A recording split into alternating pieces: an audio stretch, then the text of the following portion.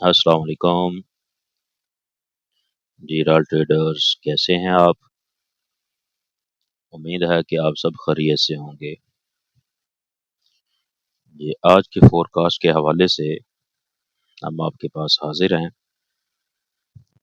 तो आज का फोरकास्ट करने से पहले हम कल वाले फोरकास्ट के ऊपर एक दफ़ा नज़र डालते हैं और देखते हैं कि मार्केट के अंदर किस तरह का वो सेटअप बना और उसके ऊपर हमें किस तरह की ट्रेड करने का मौका मिला। तो पिछले फोरकास्ट के अंदर यानी कल वाले फोरकास्ट के अंदर आपको याद होगा कि हमने बात की थी H1 के हिसाब से कि इस वक़्त मार्केट यहाँ कहीं चल रही थी, इधर थी, तो बात की थी कि मार्केट हो सकता है कि डबल टॉप बना दे। ये डबल टॉप बनाए और RSI वहाँ से लोअर लो की तरफ चली जाए। तो एक ये बात की थी और दूसरी बात की थी कि ट्रेड हम उस वक़्त करेंगे, हमारे पास अच्छा साइन होगा, जिस वक़्त यहाँ पर बेरिश इनगल्फ आ जाए। बेरिश इनगल्फ आ जाए या साइन ऑफ वीकनेस में से कोई दूसरा साइन आ जाए, तो उस वक़्त ही हम ट्रेड करेंगे, उससे पहले हम वेट करेंगे।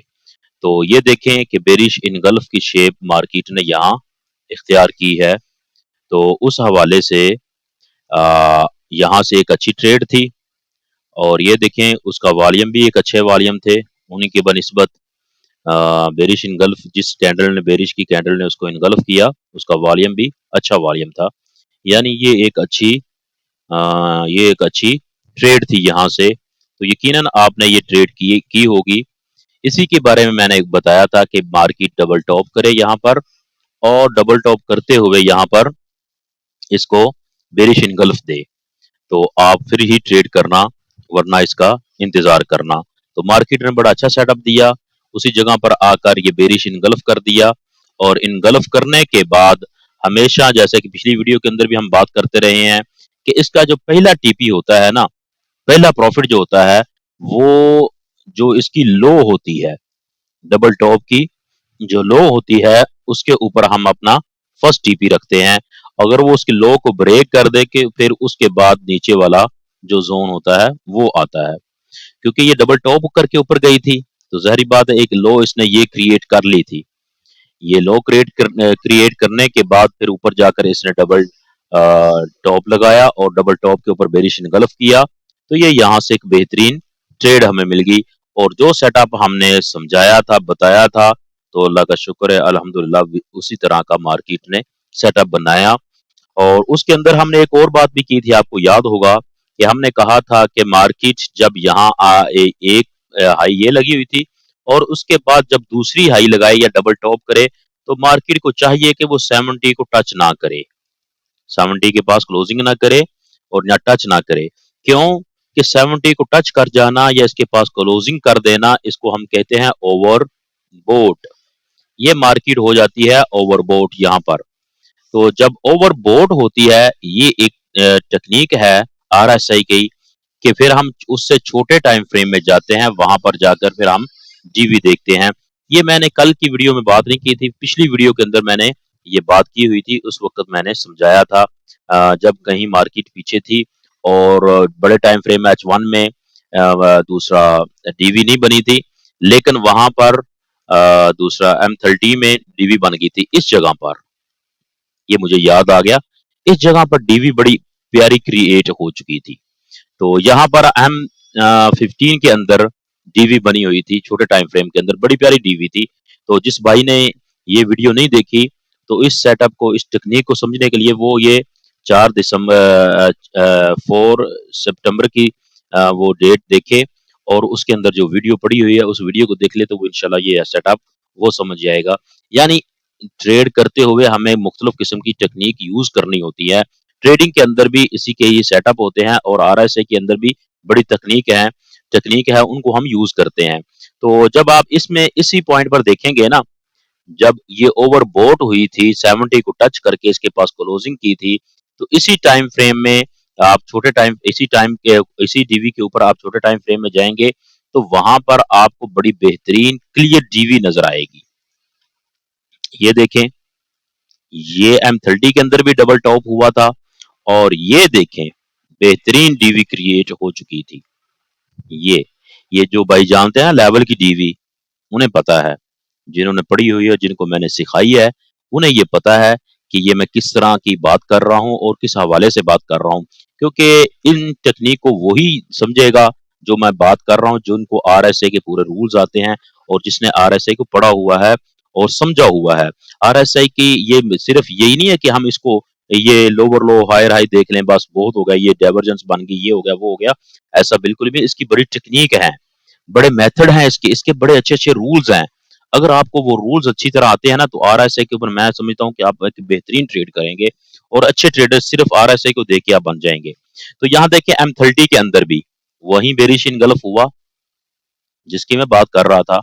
H1 में भी हुआ, M30 में भी वही हुआ और बेहतरीन हुआ।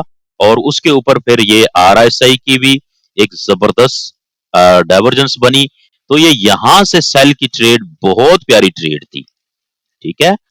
और ये ट्रेड यकीनन मुझे उम्मीद है कि जिन भाइयों को सेटअप की समझ है और जो आरएसए को समझते हैं और इसके रूल्स को पहचानते हैं, वो इनको जरूर देखा, उन्होंने देखा होगा और उसके ऊपर अच्छी ट्रेड की होगी। अच्छा, अब हम आगे चलते हैं।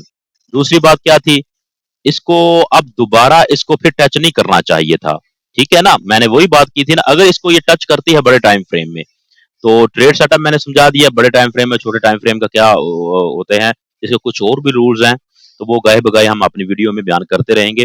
पिछली वीडियो के अंदर भी बहुत चीजें बताई हुई आ रहा है इसी के बारे में। अगर आप जानना चाहते हैं तो पिछली वीडियो को आप देख सकते हैं। ये हमारे जो फोरकास्ट होते हैं उनके अंदर ये सारी चीजें मैंने गाहे बगाए सारी चीजें आपके सामने रख रहा हूँ। लेकिन उसके लिए एक ही वीडियो के अंदर सब कुछ नहीं बताया जाता, उसके लिए मुख्तलिफ वीडियो के अंदर जिस तरह का सेटअप मुख्तलिफ बन रहे होते हैं, उसी हिसाब से हम बता रहे होते हैं। तो इसलिए आपको वो सारी वीडियो देखनी होगी अगर आप आरएसए को समझना चाहते हैं तो। जी, अब जब इसने इसको टच कर लिया 70 को, तो फिर मैंने कहा था कि ये प्राइस ऊपर जा सकती है। यहाँ से पुल बैक लेने के बाद यहाँ आरएसए को उसने डीवी दी, यानी डीवी देने के बाद उसने ट्रेड दी और ट्रेड देने के बाद वैसा ही हुआ, मार्केट ऊपर चली गई, ठीक है। अब ऊपर जाके खड़ी हुई है और ये जोन आप जानते होंगे कि इसके बारे में हमने कल बात की थी कि मार्केट इस जोन में आ जाएगी। ये H4 का ऑर्डर ब्लॉक पड़ा हुआ है, आप इसके बारे में जानते होंगे। कब बड़ी तफसील से वीक के अंदर भी हमने इसके ऊपर वीकली की जब फोरकास्ट किया था बात की थी, और कल जब मैंने कल का फोरकास्ट किया था इस जोन के बारे में बात की थी। तो क्या हुआ है, अभी मार्केट देखें उसी जोन में तकरीबन आ चुकी है। ये देखें, अब यहाँ पर क्या हो सकता है, हमारे लिए क्या सेटअप बन सकता है। दो ही सेटअप हमने शेयर किए थे। अगर ये डीवी चल गई तो चलने के बाद मैंने कहा था कि मार्केट यहाँ नीचे आ जाएगी, इस जोन में आनी चाहिए। जब ये इस जोन में आएगी तो यहाँ से हम बाय करेंगे और आपको पता था, मैंने कहा था यहाँ से बाय करने के बाद यहाँ तक के मार्केट जाएगी। लेकिन वैसा हुआ नहीं। मार्केट ने डीवी बनाई और डीवी बनाने के बाद उसी का लो टेस्ट किया, यानी वहां तक ट्रेड दी और अच्छी ट्रेड दी। तकरीबन कितने पिप की ये ट्रेड बनती है, अगर आप यहाँ से करते हैं तो तकरीबन 60-70 पिप की उसने आपको ट्रेड दी है। तो ट्रेड देने के बाद फिर मार्केट मजीद ऊपर चली गई। अब वो उसी जोन में आ चुकी है जिसके बारे में हमने बात की हुई थी। अब हमें यहाँ पर क्या करना चाहिए, ठीक है। अब बात यह है कि यहाँ पर हमें ट्रेड कैसी मिलनी चाहिए और किस तरह की होनी चाहिए। दो सेटअप बनेंगे आरएसआई के हवाले से। पहला पॉइंट आप देखेंगे कि मार्केट ने इसको टेस्ट किया है और आरएसआई ने भी 70 को टच कर लिया है, यानी दोबारा फिर वही कल वाला सेटअप इसने बना दिया है। ओवरबोट हो चुकी है, ठीक है। ओवरबोट ये हो चुकी है, यानी 70 को टच कर लेना ओवरबोट कहलाता है। अब क्या होगा, दो सेटअप हो सकते हैं कि मार्केट थोड़ा सा यहाँ से नीचे आए। इसके बाद थोड़ा मैं इस चार्ट को बड़ा कर लेता हूँ। वीडियो भी थोड़ी सी लंबी हो जाती है क्योंकि सेटअप समझाना होता है आप सबको, और बात सिर्फ वो ही नहीं है कि पॉइंट टू पॉइंट मैं बात कर दूं और वीडियो को खत्म कर दूं। मेरी कोशिश होती है अब अच्छा सेटअप समझाऊं और पूरी बात समझाऊं ताकि आपको ट्रेड लेने में आसानी हो। तो फिर उस हिसाब से थोड़ी सी वीडियो लंबी हो जाती है, तो उसके लिए थोड़ी सी ना गुंजाइश पैदा किया करें और उसको समझने की कोशिश करें। जी, मैं अभी बात कर रहा था इसके हवाले से। अभी यहाँ पर जब मार्केट आ चुकी है तो थोड़ा-सा हम चार्ट को बड़ा करते हैं और देखते हैं कि किस तरह का सेटअप हमारे सामने आ सकता है। एक टच यहाँ मौजूद है, यानी मार्केट यहाँ आ चुकी है और आरएसए भी यहाँ आ चुकी है।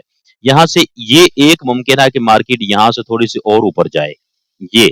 और जब ये ऊपर जाए तो आरएसआई इससे नीचे दूसरी अपनी लेग लगा ले, फिर आरएसआई अब दोबारा आरएसआई 70 को टच ना करे, ठीक है, और उसके पास आके क्लोजिंग ना दे, तो ये फिर डीवी बनेगी, प्रॉपर डीवी और अच्छी डीवी, जिस तरह का मैंने अभी आपको M30 में दिखाया था। मैं दोबारा दिखा देता हूँ, इस तरह की शेप बनाए, जिस तरह की इसने शेप कल बनाई थी M30 के अंदर। जब इसने टच किया था इसको, यहाँ आप देखें इसको, तो ये इस तरह के शेप H1 में यहाँ पर हमें नजर आ जाए, तो ये एक अच्छा और बेहतरीन चीज बन जाएगी। ये देखें, ये वाला और ये वाला, ये इसके रूल्स होते हैं।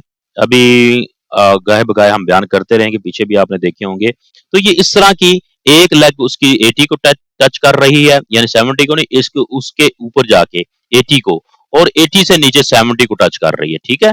ये एक डीवी बन गई है, लेवल वाली डीवी। तो इसी तरह का सेटअप अभी आपको मैं समझा रहा हूँ क्या होना चाहिए मार्केट में, कि आरएसआई एक दफा तो 70 को टच कर चुकी है, दोबारा अब ये यहाँ से थोड़ा सा पुल बैक ले और ऊपर एक हाई लगाए, ठीक है, और हायर हाई यानी प्राइस करे, और आरएसआई इसके मुकाबले में लोअर लो लगा दे, ठीक है। जब ये लोअर लो लगाएगी तो फिर एक बेहतरीन ट्रेड हमारी यहाँ से फिर बन जाएगी सेल की, और यहाँ से जब हम सेल करेंगे तो ये मेरा ख्याल है पहला टीपी हमारा यहाँ पर होना चाहिए, एक इधर आ जाएगा, ठीक है। अगर इसको ब्रेक करती है, फर्स्ट टीपी यहाँ पर आना चाहिए हमारा, एक टीपी, और दूसरा टीपी हमारा इस पॉइंट पर आना चाहिए, यानी जिसका हमने कल वेट किया था जिस पॉइंट के हवाले से, ठीक है। तो ये हमारी ट्रेड बन जाएगी आज के हिसाब से, अगर सेटअप ये बनता है तो।